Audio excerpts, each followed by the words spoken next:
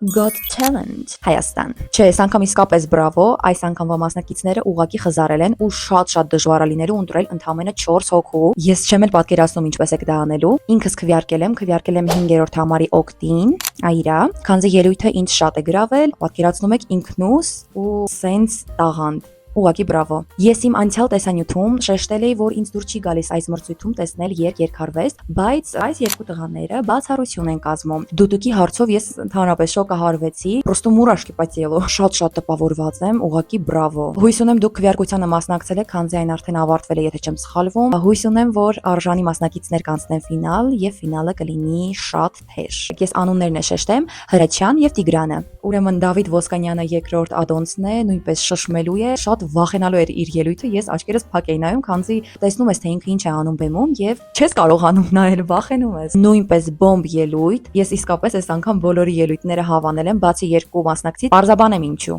Նրանց փոխարեն պետք է ելույթ ունենային Նարեն եւ Միմը, նրանց ես չտեսա, իսկ այս երկու մասնակիցները չէին անցել կիսաեզրափակիչ սիրելիներս, այլ ելույթ են ունեցել այդ մասնակիցների փոխարեն։ Նույնպես տպավորիչ չէր ինչպես եւ անցած անգամ, այնպես որ սա իմ սուբյեկտիվ կարծիքն է, խնդրում եմ ինձ չքննադատել սրա համար, չնայած կարակ քննադատեք, տենց ավելի մեկնաբանությունները շատ կլինի, ավելի ես կշահեմ։ Դե ինչ սիրելիներս, ես հույս ունեմ, որ այս անգամ ավելի ճիշտ, ավելի անկեղծ ընտրություն է լինելու եւ ֆինալում մնալու են ուժեղագույնները։ Ինձ համար հաղթողը դժվարանում եմ ասել, ես շատ եմ ուզում, որ Հրաչյան հաղթի, բայց Դուդուկով տղան ապշեցրել է ինձ։ Նրանց երկուսի մեջ եմ տեսնում հաղթողին այս պահի դրությամբ։ Հենց եզրափակիչը լինի, այդ ժամանակվա համարներն էլ կդիտեմ ու վերջնական իմ կարծիքը ձեզ կհայտնեմ։